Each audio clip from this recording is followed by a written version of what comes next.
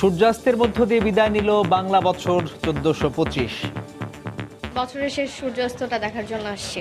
আজকে বছরের শেষে পতেঙ্গাতে আসলাম, খুবই ভালো লাগে। ফ্যামিলিকে নিয়ে ঘুরতে আসলাম, অনেক মজা করলাম, আর এখানে সূর্যাস্তটা দেখতে আসলাম। নতুন দিনের আশায় বর্ষবরণে প্রস্তুত সারা দেশ।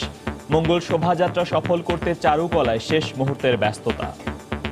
রমনা বটমূলে ছায়ানটের মহড়া, নির্বিঘ্ন করতে কঠোর নিরাপত্তা। আমাদের কোনো আশঙ্কা নেই। আমরা উস্কানি বলতে এই সোশ্যাল মিডিয়া যেগুলি করেন সেগুলোর উপর আমরা নজর রাখছি। দেখছিলেন প্রধান শিরোনাম। সন্ধ্যার সময় সঙ্গে আছি সাজিদ রাজু এবং আমি ফয়সাল মোর্শেদ। এবার অন্যান্য শীর্ষ সংবাদ। অধ্যক্ষ সিরাজের নির্দেশ ও নুরুদ্দিনের পরিকল্পনায় নুসরাত হত্যাকাণ্ড। বোরকা পরা 4 জনের 3 জনই ছেলে। সংবাদ সম্মেলনে পিবিআই, দেশ জুড়ে আজও প্রতিবাদ। শেখ হাসিনা লোটে শেরিং দ্বিপক্ষীয় বৈঠক, ভুটানে চিকিৎসক পাঠানো, অভ্যন্তরীণ নৌরুট ব্যবহার সহ 5টি সমঝোতা স্মারক সই। এক সপ্তাহ সময় থাকলেও এখনো চূড়ান্ত হয়নি পবিত্র শবে বরাতের তারিখ। নির্ধারণে 10 সদস্যের কমিটি গঠন ইসলামিক ফাউন্ডেশনের। এবং রোজা সামনে রেখে অস্থির হয়ে উঠছে ভোগ্যপণ্যের বাজার। আন্তর্জাতিক বাজার স্থিতিশীল হলেও বেড়েছে ছোলা, চিনি ও পেঁয়াজের দাম।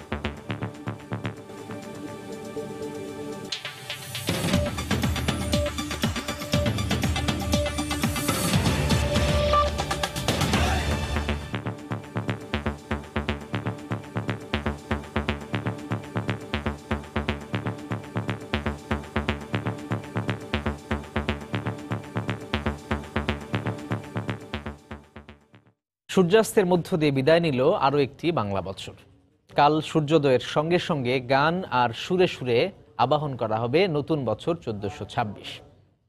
পুরনো বছরকে বিদায় জানাতে চট্টগ্রামের পতেঙ্গা সমুদ্র সৈকতে আজ ছিল পর্যটক ও দর্শনার্থীদের উপচে পড়া ভিড়। সূর্যাস্তের মধ্য দিয়ে পুরনো জীর্ণতাকে ভুলে নতুনকে বরণের প্রত্যয় তাদের। বিস্তারিত জানাচ্ছেন কমল দে।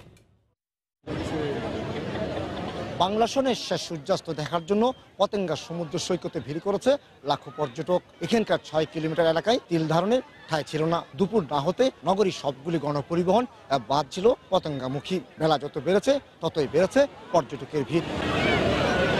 শুধু চট্টগ্রাম নয়, রাজধানী ঢাকা সহ অন্যান্য জেলা থেকেও হাজার হাজার পর্যটক আসছেন এই সূর্যকে বিদায় দিতে। কেউ বা আসছেন বিগত বছরে যত বেদনা ক্লান্তি ছিল সব ধুয়ে মুছে নতুন বছরের স্বপ্নের রোপণ করতে। একদিকে লাখো পর্যটকের ভিড়, অন্যদিকে তাদের নিরাপত্তা নিশ্চিত করা। আর তাই পতেঙ্গা সমুদ্র সৈকত এলাকায় আইন শৃঙ্খলা বাহিনীর উপস্থিতি ছিল চোখে পড়ার মতো। 3 স্তরের নিরাপত্তায় বলে গড়ে তোলা হয়েছিল পর্যটকদের নিরাপত্তার জন্য। পতেঙ্গা সমুদ্র সৈকত থেকে কমল দে, সময় সংবাদ। এদিকে পহেলা বৈশাখ উদযাপনে প্রস্তুত রমনা বটমূল।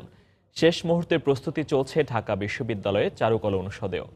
গানের সুরে আর মঙ্গল শোভাযাত্রায় নতুনকে আবাহনের অপেক্ষায় সবাই।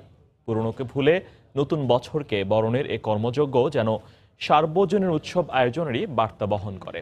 স্বরাষ্ট্রমন্ত্রী জানিয়েছেন, নির্বিঘ্নে পহেলা বৈশাখ উদযাপনের জন্য প্রয়োজনীয় প্রস্তুতি নেওয়া হয়েছে।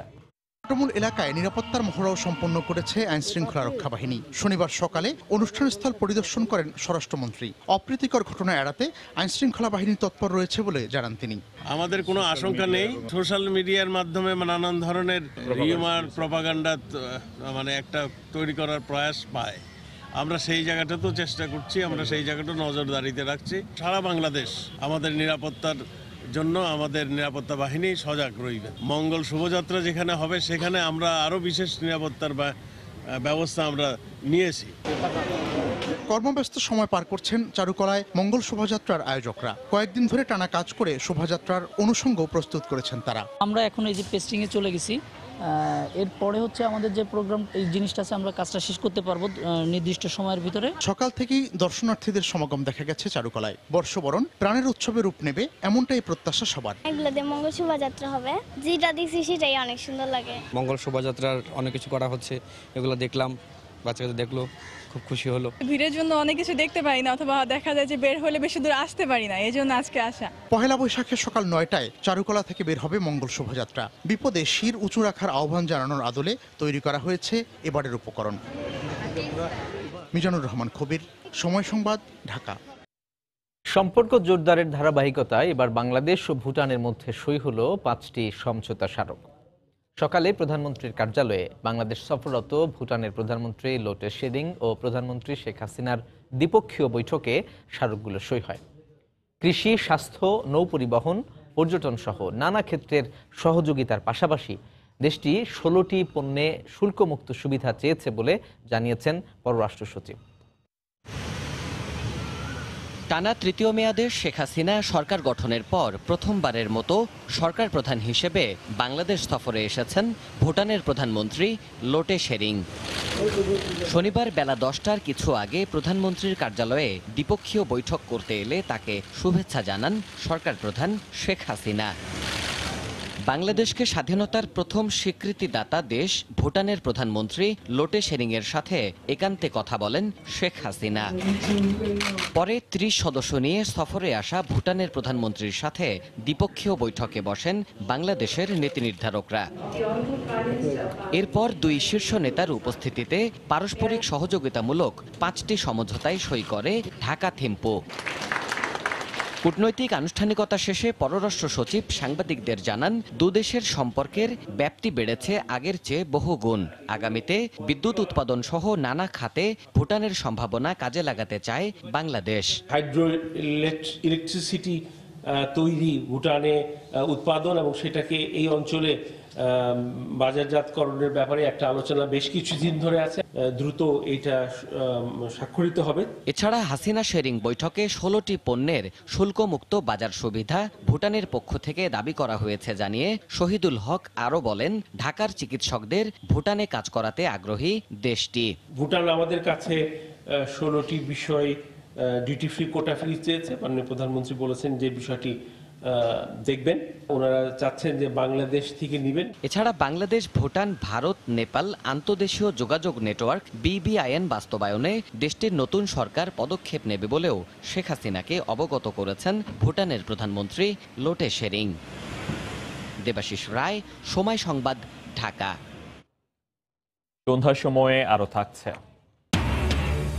ফেনীর দাগনভূঞায় গণপিটুনিতে প্রাণ গেল 4 জনের, সবাই ডাকাত দলের সদস্য, দাবি এলাকাবাসীর।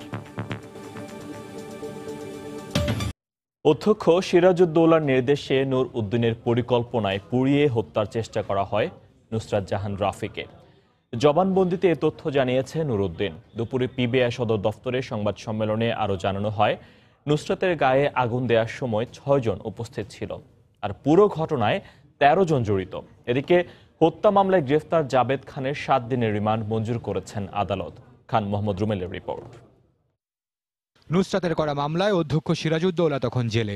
মামলা তুলে নিতে বিভিন্ন মহলের চাপ থাকলেও সব উপেক্ষা করে পরীক্ষা দেওয়ার প্রস্তুতি নিচ্ছিলেন এই তরুণী।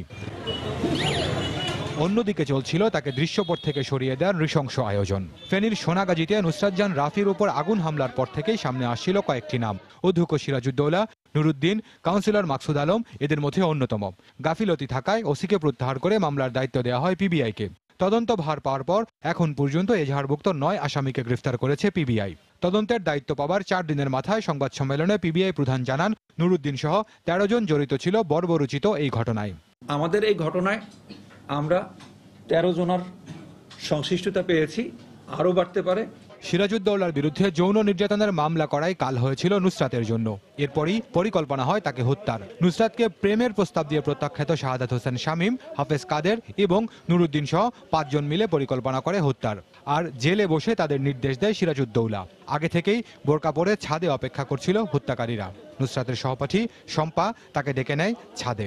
নুরুদ্দিনের নেতৃত্বে 5 জন, এর মধ্যে নুরুদ্দিন নিজে, আমাদের যে হাফেজ আব্দুল কাদের আছে 7 নম্বর আসামি সহ আরও 3 জন, এরা গেট পাহারা এবং গেট স্বাভাবিক করার জন্য রাখে। আর একটি লোকের নাম আসছে, সেই ঘটনা পরম্পরায় জড়িয়ে যায়। ঘটনা ঘটিয়ে তারা ওখানে পরীক্ষা চলছে, বাইরের লোকজন আসছে, বাইরের লোকের মধ্যে এই হুলস্থুলের মধ্যে তারা মিশে যায়। বোরকা পরা 4 জনের মধ্যে ছেলেও ছিল। নুরুদ্দিন, কাদের সহ 3 জন ছিল গেটে পাহারায়। আমরা তাদের নাম পেয়েছি, এর মধ্যে মেয়েও ছিল, আমরা নাম পেয়েছি, ছেলেও ছিল।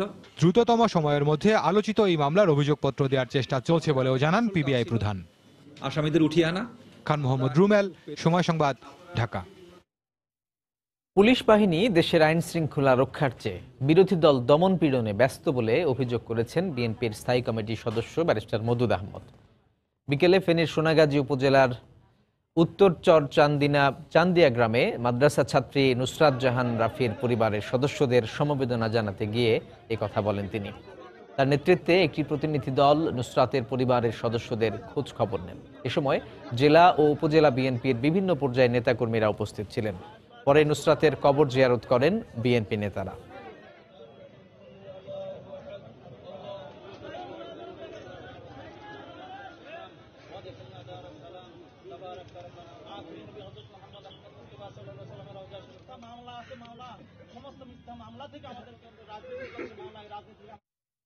এদিকে নুসরাত হত্যাকাণ্ডের প্রতিবাদে আজও সরব ছিল পেশাজীবীরা। এফডিসির সামনে মানববন্ধনে ঘটনার তীব্র নিন্দা ও প্রতিবাদ জানান চলচ্চিত্রাঙ্গনের কলাকুশলীরা। বঙ্গভবন থেকে গণভবন পর্যন্ত বিভিন্ন পয়েন্টে অবস্থান নিয়ে প্রতিবাদ জানায় সিপিবি।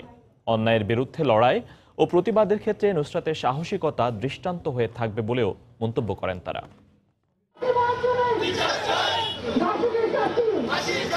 শনিবার সকাল থেকে মাদ্রাসা শিক্ষার্থী নুসরাত জাহান রাফি হত্যার প্রতিবাদে সোচ্চার রাজপথ। গণভবন থেকে সংস্কৃতি অঙ্গন, সবখানি প্রতিপাদ্য নুসরাত হত্যাকাণ্ডের বিচার। আমরা এই নুসরাত জাহান রাফির এই বিচারের দাবিতে রাজপথে আছি।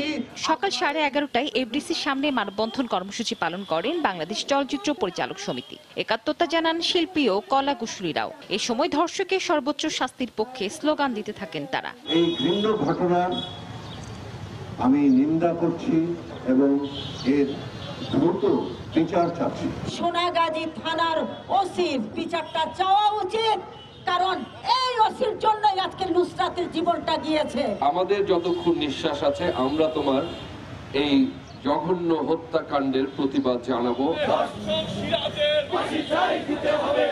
এদিকে নুসরাত হত্যাকাণ্ডের প্রতিবাদে সকালে বঙ্গভবন থেকে গণভবন পর্যন্ত মানববন্ধন ও অবস্থান কর্মসূচি পালন করে বাংলাদেশের কমিউনিস্ট পার্টি। রাজুকের সামনে বিক্ষোভ করেন তারা। যদি বিচার করা হতো তাহলে যে মাথার ভেতরে অপরাধ করার ইচ্ছা আছে সে অন্তত একবার চিন্তা করে দেখতো যে ধরা পড়লে তো আমার ফাঁসি হয়ে যাবে, কিন্তু সে জানে যে সরকার আর সরকারি দলের সঙ্গে লাইন আপ করলে আমার গা কেউ স্পর্শ করতে পারবে না। দ্রুততম সময়ের মধ্যে হত্যাকাণ্ডে জড়িতদের বিচারের আওতায় এনে দৃষ্টান্তমূলক শাস্তি না দিলে আবারও রাজপথে নামার হুঁশিয়ারি দেন বিভিন্ন গণসংগঠনের নেতারা। মৌসুমী মৌ, সময় সংবাদ, ঢাকা। পবিত্র শবে বরাতের দিনক্ষণ চূড়ান্ত না করেই শেষ হলো তারিখ পুনর্নির্ধারণের জন্য ঢাকা ইসলামিক ফাউন্ডেশনের বিশেষ সভা। অথচ মুসলমানদের বড় এই ধর্মীয় দিনটির জন্য সময় বাকি আছে মাত্র 1 সপ্তাহ। তবে তারিখ চূড়ান্ত করার জন্য 10 সদস্যের কমিটি গঠন করেছে ফাউন্ডেশন। 17 এপ্রিলের মধ্যে তারিখ চূড়ান্ত করতে বলা হয়েছে। এ মাসের শুরুতে ইসলামিক ফাউন্ডেশন 21 এপ্রিল দিবাগত রাতে শবে বরাত পালনের ঘোষণা দিয়েছিল। গত 6 এপ্রিল জেলা প্রশাসন, আবহাওয়া অফিস ও মহাকাশ গবেষণা প্রতিষ্ঠানের সব তথ্য যাচাই শেষে জাতীয় চাঁদ দেখা কমিটি বাংলাদেশের আকাশে কোথাও আরবি শাবান মাসের চাঁদ দেখা যায়নি উল্লেখ করে আগামী 21 এপ্রিল রোববার দিবাগত রাতে সারা দেশে লাইলাতুল বরাত উদযাপনের ঘোষণা দেয় ইসলামিক ফাউন্ডেশন। পরে খাগড়াছড়ির গুইমারা উপজেলায় সেদিন একটি মসজিদের ইমাম সহ 2-3 জন চাঁদ দেখেছিলেন বলে দাবি করেন। বিষয়টি সরেজমিনে তদন্ত করে ইসলামী ফাউন্ডেশনের একজন কর্মকর্তা ঢাকায় পাঠানো রিপোর্টে জানান, একজন ছাড়া ওই এলাকায় চাঁদ দেখার কোনো প্রত্যক্ষদর্শী তিনি পাননি। বিষয়টি সমাধান করতে দেশের আলেম ওলামাদের নিয়ে শনিবার ইসলামিক ফাউন্ডেশনের ফের বিশেষ সভা ডাকেন ধর্ম প্রতিমন্ত্রী। 2 ঘণ্টা ব্যাপী বৈঠক শেষে মন্ত্রী জানান, যারা চাঁদ দেখেছেন বলে দাবি করেছেন তাদের কথার মিল পাওয়া যাচ্ছে না। রাত 9টা-10টা পর্যন্ত আমি ইসলামিক ফাউন্ডেশনের অফিসে বসা ছিলাম, কোনো খবর আবার আমরা কোনো সময় কোনো থেকে আমরা পাইনি। পরের দিন থেকে বিভিন্ন জনে বিভিন্ন রকম কথাবার্তা বলতেছেন এবং সেই কথাগুলি আমরা ক্রস এক্সামিন করতে যে দেখছি যে সেই কথাগুলির সাথে কোনো তাল মিল নাই। আলেম ওলামাদের সঙ্গে করা বৈঠক থেকে কোনো সিদ্ধান্তে আসতে না পারায় শবে বরাতের চূড়ান্ত তারিখ নির্ধারণে 10 সদস্যের কমিটি করে দেন মন্ত্রী। আগামী 17 তারিখের মধ্যে এই কমিটি এই বিষয়ে চূড়ান্ত সিদ্ধান্ত ঘোষণা করবে। মন্ত্রীর ব্রিফিং শেষে আগত কোনো আলেম গণমাধ্যমের সঙ্গে কথা বলতে সম্মত হননি। 1988 সালে জর্ডানে ওআইসির আম্মান সম্মেলনে বিশ্বের যে কোনো স্থানের আকাশে হিজরি মাসের নতুন চাঁদ দেখা দিলে স্থানীয় সময় অনুযায়ী একই দিনে যে কোনো ধর্মীয় অনুষ্ঠান পালনের সিদ্ধান্ত নেওয়া হয়। এক্ষেত্রে প্রয়োজনে জ্যোতির্বিজ্ঞানের সাহায্য নিতে বলা হয়েছে। বিশ্বের অনেক দেশ এই সিদ্ধান্ত মানলেও বাংলাদেশ সহ এশিয়ার কয়েকটি দেশ এখনো তা অনুসরণ করছে না। মাহমুদ রাকিব, সময় সংবাদ, ঢাকা। সন্ধ্যার সময়ে আরো থাকছে। ভারতের লোকসভা নির্বাচনে পশ্চিমবঙ্গে চলছে জমজমাট প্রচারণা, ভাটা পড়েছে দার্জিলিং এর পর্যটন শিল্পে।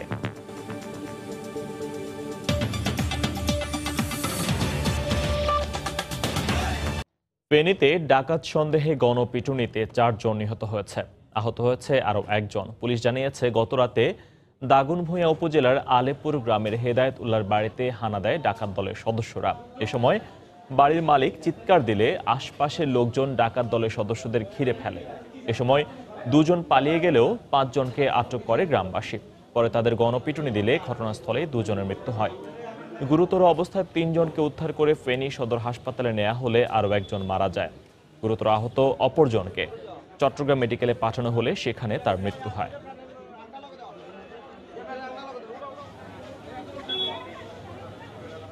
গণপিটুনিতে আহত আমাদের হসপিটালে আসে, এর মধ্যে 2 জন হচ্ছে স্পট ডেড, 1 জন হসপিটালে ইমার্জেন্সিতে মারা যায়, আর 1 জন অবস্থা গুরুতর বিধে আমরা চিরং মেডিকেল কলেজে রেফার করি। তার আধা ঘন্টা পরে আরেকজন আসেন, ওটার অবস্থা গুরুতর, বাট মরে নাই এখনো, গুরুতর বিধে আমরা হায়ার উচ্চতর চিকিৎসার জন্য চিরং মেডিকেল কলেজে রেফার করি। এই কবুতরগুলোর মধ্যে সবচেয়ে উল্লেখযোগ্য হচ্ছে যে সৌদি আরব থেকে আনা হয়েছে ড্রাগন রেসার নামে এক জোড়া কবুতর। সেই কবুতরের দাম কমপক্ষে 4 লক্ষ টাকা। রমজান সামনে রেখে চাহিদা বাড়তে থাকায় অস্থির হতে শুরু করেছে দেশের ভোগ্যপণ্যের বাজার। আন্তর্জাতিক বাজার স্থিতিশীল থাকার পরও চাহিদা বাড়ার অজুহাতে ছোলা, চিনি এবং পেঁয়াজের দাম বাড়িয়ে দেওয়া হয়েছে। তবে গেল কয়েক সপ্তাহের মতো চলতি সপ্তাহেও কমেছে সব ধরনের ভোজ্য তেলের দাম। বিস্তারিত জানাচ্ছেন কমল দে। বছরের অন্যান্য সময় তেমন চাহিদা না থাকলেও শুধুমাত্র রমজান মাসে দেশে ছোলার চাহিদা 70 থেকে 80 হাজার মেট্রিক টন। চাহিদা অনুযায়ী বিদেশ থেকে ছোলা আমদানিও হয়েছে। এমনকি ছোলাবাহী আরও কয়েকটি জাহাজ বন্দরে অবস্থান করছে। তারপরও বাড়ছে ছোলার দাম। এটা 65 টাকা ছিল, এখন এই ছোলা 65 টাকা আটানা। সরবরাহ ঘাটতির অজুহাতে চিনির দামও বেড়েছে। রমজান মাসে 2.5 থেকে 3 লাখ মেট্রিক টন চিনির চাহিদা থাকে, কিন্তু মিল থেকে বাজারে চিনি আসার ধীরগতির কারণে দাম বাড়ছে বলে দাবি ব্যবসায়ীদের। সরবরাহ যদি স্বাভাবিক না থাকে তাহলে ভবিষ্যতে কিন্তু চিনির দাম আরও বাড়বে। এদিকে আন্তর্জাতিক বাজারে গত 1 সপ্তাহে সয়াবিন তেলের বুকিং রেট কমেছে অন্তত $20, যে কারণে দেশের বাজারে সব ধরনের ভোজ্য তেলের দাম মণপ্রতি 20 থেকে 30 টাকা কমেছে। আমরা সয়াবিন বিক্রি করতেছি 240 টাকা থেকে 45 টাকা, পাম অয়েল বিক্রি করতেছি 2000 টাকা থেকে 2005 টাকা, আর সুপার ফার্ম বিক্রি করতেছি 2150 টাকা থেকে 60 টাকা। গত সপ্তাহে প্রতি কেজি পেঁয়াজ 8 টাকা দরে বিক্রি হলো, এ সপ্তাহে 2 টাকা বেড়ে 20 টাকায় বিক্রি হচ্ছে। আদা ছিল 72 টাকা, এখন 70 টাকা, আর পেঁয়াজ রসুনের দাম ছিল 84, এখন 82, 80 টাকা এরকম। চট্টগ্রামের খাতুনগঞ্জ কেন্দ্রিক 15 থেকে 20 জন আমদানিকারক এসব ভোগ্যপণ্য আমদানি করেন। বাংলাদেশে ভোগ্যপণ্যের দাম বাড়াতে সুনির্দিষ্ট কোনো কারণের দরকার হয় না, শুধুমাত্র অজুহাত দাঁড় করাতে পারলেই হয়। যেমন গত সপ্তাহের তুলনায় এই সপ্তাহে এসে শুধুমাত্র অজুহাত দেখিয়ে দাম বাড়ানো হয়েছে ছোলা, চিনি এবং পেঁয়াজের। চট্টগ্রামের খাতুনগঞ্জ থেকে কমল দে, সময় সংবাদ। যারা নেশাগ্রস্ত, আমি তাদের বাবা মাকে বলবো 2 জোড়া কবুতর পালতে দেন। যদি সে কবুতরের ভালোবাসা প্রেমে পড়ে যায়, সে নেশাকে ছেড়ে দিতে বাধ্য হবে। দেখবেন সংবাদের শেষাংশে। আন্তর্জাতিক প্রসঙ্গ। ভারতের লোকসভা নির্বাচনে 2য় দফার ভোট সামনে রেখে পশ্চিমবঙ্গের দার্জিলিংয়ে চলছে জমজমাট প্রচারণা। নিজেদের প্রার্থীর পক্ষে প্রচারণায় ব্যস্ত সময় পার করছেন রাজনৈতিক দলের নেতাকর্মীরা। তবে নির্বাচনের কারণে খানিকটা ভাটা পড়েছে দার্জিলিংয়ের পর্যটন শিল্পে। দার্জিলিং থেকে আরও জানাচ্ছেন কলকাতা ব্যুরো প্রধান সুব্রত আচার্য। ক্যামেরায় ছিলেন সৌমেন রায়চৌধুরী। আগামী 18 এপ্রিল দার্জিলিংয়ে লোকসভা নির্বাচন সামনে রেখে ব্যস্ত সময় পার করছে রাজনৈতিক দলগুলো। নির্বাচনের দিন ঘনিয়ে আসার সঙ্গে সঙ্গে জোরে সোরে প্রচারণা চালাচ্ছেন দলগুলোর নেতারা। শনিবারও প্রচারণায় অংশ নেয় বিভিন্ন রাজনৈতিক দল। এবারের নির্বাচনে দার্জিলিং এর আদিবাসীদের ভূমি অধিকারের বিষয়টি বেশি গুরুত্ব পাবে বলে মনে করছেন সংশ্লিষ্টরা। जेएनएलएफ और टीएमसी पार्टी और सीपीआरएम और ये हल्का बहादुर छेत्री का ये जो पार्टी है वही चल रहा है अभी पहाड़ में हालचाल, लेकिन पता नहीं किसका भी जो के 18 तारीख का बात ही पता चले। তবে নির্বাচন সামনে রেখে ভাটা পড়েছে এখানকার পর্যটন শিল্পে, এতে উদ্বেগ প্রকাশ করেছেন স্থানীয়রা। ইলেকশনের প্রভাব বলতে কালকে আসার সময় একটু ডিফিকাল্টিস ফেস করেছিলাম। এখানে একটা মিটিং এর জন্য পুরো কার্শিয়াং থেকে আমাদের নেমে গিয়ে আবার মিরিক হয়ে আসতে হয়েছিল। কমই মনে হচ্ছে, তবে কমটা এনজয় করছি। লোকসভা নির্বাচনের দ্বিতীয় ধাপে আগামী 18 এপ্রিল ভোট অনুষ্ঠিত হবে পশ্চিমবঙ্গের দার্জিলিং, রায়গঞ্জ ও জলপাইগুড়িতে। অন্য সময়ে ঠিক এখনকার এই মৌসুমে প্রতিদিন গড়ে 3 থেকে 4 হাজার এই মেলে থাকলেও নির্বাচনের কারণে সেটি নেমে এসেছে 1 থেকে 200-তে। আর এতেই দার্জিলিংয়ের যে পর্যটন ব্যবসা বড় ধরনের হুমকির মুখে পড়েছে। দার্জিলিংয়ের মেল থেকে সুব্রত আচার্য, সময় সংবাদ। রাজধানীর পুরান ঢাকার ইরফান আহমেদ সোহেলকে সবাই এক নামেই চেনেন। নিমতলির নিজ বাড়ির ছাদ ও কয়েকটি কক্ষ জুড়ে তার কবুতর সাম্রাজ্য। 1000 জোড়া কবুতরের মালিক তিনি। মিজানুর রহমান কবিরের রিপোর্ট। সাত সকালেই সোহেল পৌঁছে যান বাড়ির ছাদে থাকা কবুতরের ঝাঁপির কাছে। তাদের আকাশে না ওড়াতে পারলে যেন শান্তি পান না মনে। কবুতরগুলোর বেশিরভাগকেই প্রতিযোগিতায় অংশ নেওয়ার জন্য প্রশিক্ষণ দেন তিনি। এভাবেই চলছে 3 যুগ ধরে। শুরুটা শখের বসেই, তবে আর্থিকভাবেও লাভবান হয়েছেন। একসময় এই চিলা কবুতরের ভালোবাসার মায়ায় এমনভাবে জড়িয়েছেন যে মানুষ আজ তাকে চিলা সোহেল বলেই ডাকে। আমাদের যারা সিনিয়র মুরব্বী চিলা কবুতর পালতো তাদের বাসায় গিয়ে আমি অনেক কষ্ট করে ওদের থেকে বুঝায়, অনেক সময় দিতে চাইতো না। এক সময় সম্পূর্ণ কবুতরই আমি নিয়ে আসি। কবুতরটা চিলা মানে চিলের মতো দেখতে এবং লাল। যখনই ক্লান্ত থাকি তখন এসে কবুতর সামনে বসি, তখন আর ক্লান্তটা থাকে না। এই কবুতরগুলোর মধ্যে সবচেয়ে উল্লেখযোগ্য হচ্ছে যে সৌদি আরব থেকে আনা হয়েছে ড্রাগন রেসার নামে একজোড়া কবুতর। সেই কবুতরের দাম কমপক্ষে 4 লক্ষ টাকা। এখানে রয়েছে আরও বিভিন্ন বয়সী কবুতর। 26 বছর বয়সী চিলাও রয়েছে তার সংগ্রহশালায়। প্রজনন কক্ষ ভরপুর দেশি বিদেশি আরও নানা জাতের কবুতরে। বিকালে আসি, খেলি কবুতর সাথে, খাবার দেই, পানি দেই। কবুতরকে আমার সন্তানের মতো মনে হয়। এদের মায়া ভালোবাসা যে আমার থেকে চলে যাবে, সে কিভাবে যত্ন নিবে বা আমার মতো ভালোবাসবে কিনা, এর জন্য আমি বাণিজ্যিকভাবে হাজার চেষ্টা করেও পারতেছি না। এত কবুতরের দেখভালে তাকে সাহায্য করেন কয়েকজন সহযোগী। দেশ বিদেশের অনেকেই আসেন তারই বিশাল পাখি সাম্রাজ্য দেখতে। ওনার থেকে দেখে দেখে তো আমরা শিখতেছি। আমরাও আশা আছে সামনে কবুতর আমরাও পালবো। তরুণদের উপহার হিসেবে কবুতর দেওয়ার রেওয়াজ চালু করার দাবি জানান সোহেল। যারা নেশাগ্রস্ত আমি তাদের বাবা মাকে বলবো যে 2 জোড়া কবুতর পালতে দেন। যদি সে কবুতরের ভালোবাসা প্রেমে পড়ে যায় সে নেশাকে ছেড়ে দিতে বাধ্য হবে। বিদেশি জাতের কবুতরের ভিড়ে হারিয়ে যাচ্ছে দেশি জাত। চিলা কবুতর সংরক্ষণে তার এই উদ্যোগ আজীবন থাকবে বলে জানালেন তিনি। মিজানুর রহমান কবির, সময় সংবাদ, ঢাকা।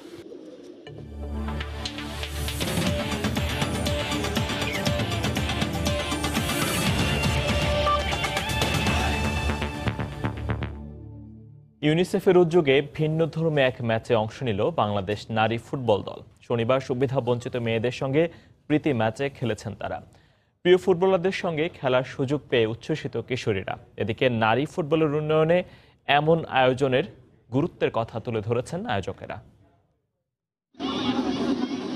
বঙ্গমাতা অনূর্ধ্ব-19 ফুটবল টুর্নামেন্ট দেশের নারী ফুটবলকে আরও এক ধাপ এগিয়ে নেয়ার স্বপ্ন দেখাচ্ছে। এ আসরের প্রচার ও প্রসারের লক্ষ্যে নারী দিবস পালনের পাশাপাশি নানা কর্মসূচিতে ব্যস্ত বাংলাদেশ ফুটবল ফেডারেশন। এবার তারই ধারাবাহিকতায় আয়োজিত হলো সুবিধাবঞ্চিত কিশোরীদের বিপক্ষে নারী ফুটবল দলের প্রীতি ম্যাচ। বঙ্গমাতা টুর্নামেন্ট উপলক্ষে বাংলাদেশ সফরে আসা 2 কলম্বিয়ান ফুটবলার জেসিকা হুরটাডো ও ক্যাটেরিন ফেবিওলারাও দেখিয়েছেন পায়ের কারিগরি। কিশোরীদের পক্ষে খেলেছেন দুজনই। দেশি বিদেশি পেশাদার ফুটবলারদের সঙ্গে খেলার এই অভিজ্ঞতা যে কিশোরীদের জন্য বিশেষই। খুব ভালোই লাগছে, কারণ আমরা এটা সবসময় সুযোগ সুবিধা পাচ্ছি না। আমি যেন ভালো লেভেলে যেতে পারি, ভালো কোনো কিছু করতে পারি, এটাই আমাদের কামনা। আমি তো চাই যে আমাদের আরো সুযোগ দেওয়া হোক। আজকে হয়তো এই পর্যন্তই শেষ নয়, আমাদের লাইফে আরো চলার বাকি আছে। অনুমিতভাবেই নারী দলের সামনে একেবারে সুবিধা করতে পারেনি কিশোরীদের দলটি। বাফুফে টার্ফে তারা হেরেছে 5-0 গোলে। তবে এই ফলাফল নিয়ে মাথা ব্যথা নেই কারো। নারী ফুটবলের অগ্রযাত্রায় এমন উদ্যোগকে সাধুবাদ জানান সবাই। আমাদের মহিলা ফুটবল অ্যাওয়ারনেসের জন্য বাংলাদেশে এই ধরনের ইনিশিয়েটিভ থাকা ভীষণ জরুরি আমি মনে করি, এবং শুরু হলো, ইন ফিউচার আরও হবে। আমি যখন বাইরের দেশগুলোতে ফিফা বা এফসির কাজে যাই, এই ধরনের প্রোগ্রামগুলো অনেক বেশি থাকে। যারা আমাদের ন্যাশনাল টিমের মেয়েদের খেলা দেখেন, তারা ওরা তো তাদের কাছে আইডল, ওরা অনেক বেশি ইন্সপায়ার্ড। এই ধরনের মিথস্ক্রিয়া সাধারণত হয় না, কিন্তু এটা তাদের জন্য একটা মেমোরেবল ইভেন্ট। 22 এপ্রিল থেকে শুরু হচ্ছে বঙ্গমাতা অনূর্ধ্ব-19 নারী টুর্নামেন্ট। এই আসরের মাধ্যমে দেশের নারী ফুটবলে নতুন অধ্যায় সূচনার প্রতীক্ষায় বাফুফে। মাকসুম আলম খান, সময় সংবাদ, ঢাকা। এ পর্যায়ে শীর্ষ সংবাদ জানিয়ে দিচ্ছি আরো একবার। সূর্যাস্তে বিদায় নিল বাংলা বছর 1425। নতুন দিনের আশায় বর্ষবরণের প্রস্তুতি। মঙ্গল শোভাযাত্রা সফল করতে ব্যস্ততা রমনা বটমূলে ছায়ানটের মহড়া। অধ্যক্ষ সিরাজের নির্দেশ ও নুরুদ্দিনের পরিকল্পনায় নুসরাত হত্যাকাণ্ড। বোরকা পরা 4 জনের 3 জনই ছেলে। সংবাদ সম্মেলনে পিবিআই। দেশ জুড়ে আজও প্রতিবাদ। শেখ হাসিনা লোটে শেরিং দ্বিপক্ষীয় বৈঠক। ভুটানে চিকিৎসক পাঠানো, অভ্যন্তরীণ নৌরুট ব্যবহার সহ 5টি সমঝোতা স্মারক সই। এবং 1 সপ্তাহ সময় থাকলেও এখনো চূড়ান্ত হয়নি পবিত্র শবে বরাতের তারিখ। নির্ধারণে 10 সদস্যের কমিটি গঠন ইসলামিক ফাউন্ডেশনের। এই ছিল সন্ধ্যার সময়। আপনার মোবাইলে সময় সংবাদ দেখতে ও সকল খবর পেতে ডাউনলোড করুন সময় অ্যাপ। আর সঙ্গে থাকুন সময়ের।